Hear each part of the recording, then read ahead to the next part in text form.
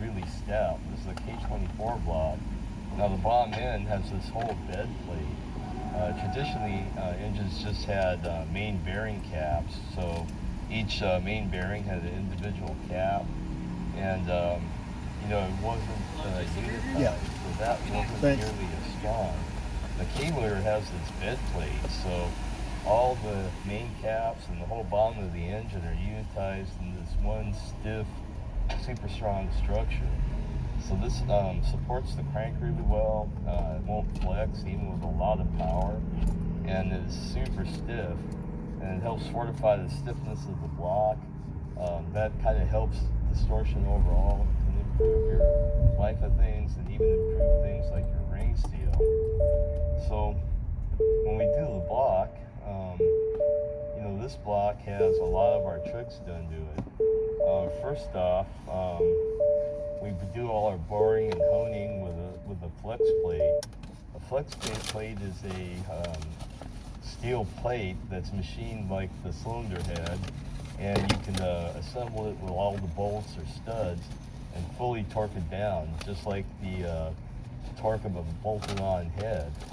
Now, when you bolt on the head, most blocks distort quite a bit, and it can make the cylinder go out around by over 1/1000 of an inch.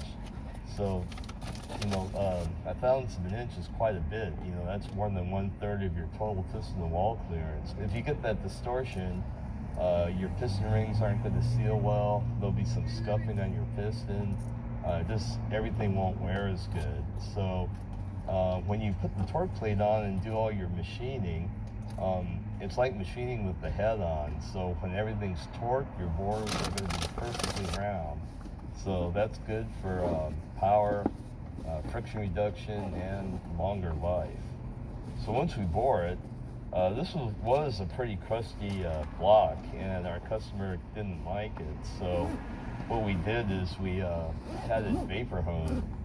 So vapor honing process is you get a special media, and you basically blast the block with it, and the media is blasted with water, so the water acts like a cushion and a lubricant, and it'll take off all the crustiness and leave like a luster. So if you had sandblasted or bead blasted, it would be like this dull gray color. It would be really porous, so if you touch the engine with greasy hands, you'd have fingerprints in, and they wouldn't come off, and it would basically look like crap. But when you vapor hone, you get this nice luster, and it looks like a brand new block that just came from Honda. I mean, you can probably see that in this front cover too. Now these things are really crusty. They had a lot of white corrosion and a lot of baked on burnt oil and stuff, but I mean, when you look at it, nice, shiny, brand new, hard finish that doesn't leave fingerprints, and dirt and oil and stuff will just wipe right off. It's a really cool process. After vapor honing, we did all of our machine work. Then we sent the block to get cryogenically treated, and the bores WPC treated. WPC, we talk about it a lot. It's like a Japanese micro shot peening, where they blast the rubbing surfaces with superfine ceramic medium that's super round. Gives it a really smooth finish, and the blasting kind of finds the grain, changes the grain structure, so it's a hard, smooth finish that cracks don't propagate, and it's really wear resistant. So when you do the things like your bores, your board can probably last twice as long without having to be rebored. It also reduces friction, your rings breaking quicker. Basically, we do it on everything in the whole engine that rubs. Cryo treating is like an extension of the heat treating process. Basically, you take the engine down to the temperature of liquid nitrogen and hold it there for a certain time, and you cool it down and heat it up like very carefully so you don't distort the part. Basically, that completely stress relieves the block and parts, and it also in the boards kind of converts any kind of iron into a kind of a harder crystal structure. So if you're in the metallurgy, it's changing austenite into mornensite. The aluminum, it's a little bit of an extension of artificial aging, so the aluminum gets a little harder and stronger. It's a nice process for any engine that you want to last long and be reliable. So we cryo-treated, WPC, vapor honed, and the last thing we did was we ultrasonically cleaned the block. When you machine the block, there's all kinds of shavings and cutting oil and residue that can get into bad places where you don't want it to be.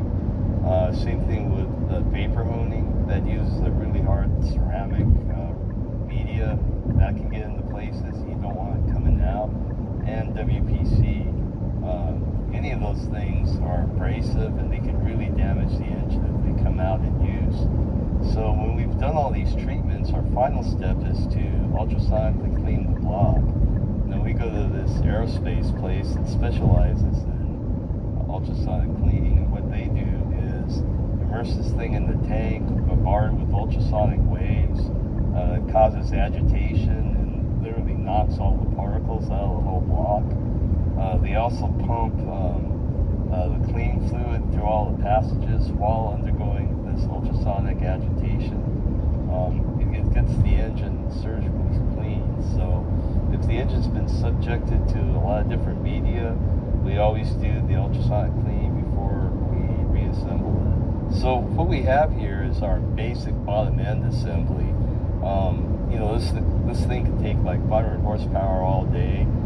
And if you wanted to go full ham, I mean, we could build you one that could take as much horsepower as you dream up, because there's all kinds of levels of stuff. Like there's billet cranks, billet blocks, you name it.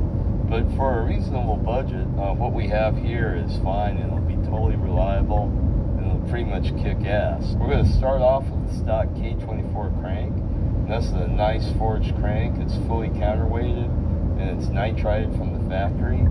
All we really did is balanced it. We micro-polished the journals, cryogenically treated it, and WPC treated the journals. This kind of crank can handle a lot of power. It can handle probably like 85, 8600 RPM totally reliably. If you want to rev consistently higher than that, you might want to put a trigger crank, but there is a tuning situations where the stock crank can't handle it. I mean, I really like the stock crank. It's a good piece, and it doesn't take that much to make it really good. For connecting rods, we use the K1 rod. Now, this is a really good rod for the money. It has a really good price. That's the most important thing. The rod is machined out of 4340 like a forging. And what's interesting about this particular forging is it's a near net shape forging. So what that means is when this thing's forged, they get a piece of metal, put it in the die, and coham it with a ton of force, and it comes out, the big end and little end comes out. Now, a lot of rods are cut from billet, and like you have your grain going, usually this way, which is pretty good, but then your grain flow around your cap is still like that. When you get this net shape forging, the grain flows down the beam, but it also goes around the big end of the rod, and that actually gives it a lot of strength and toughness without adding weight and all that. So it's a near net shape forging that has the final machining. There's some cool features. The oiling holes there's one here and one here. They're on the bottom part of the rod. A lot of rods have a big oiling hole at the top. The reason why they're having the oiling holes on the sides is important, or why it could be better, is this is like a part of the rod on the top that's pretty highly stressed, because the pin wants to yank out of the top of the small end when it's accelerating, and when you remove material here, that creates a weak spot. So there's a lot more material around the base of the small end. So having two small holes, it can be better than having one big one at the top. The rod bolts, this is really important. This is the most highly stressed part of the rod. They're ARP 2000 bolts, which is kind of the industry standard.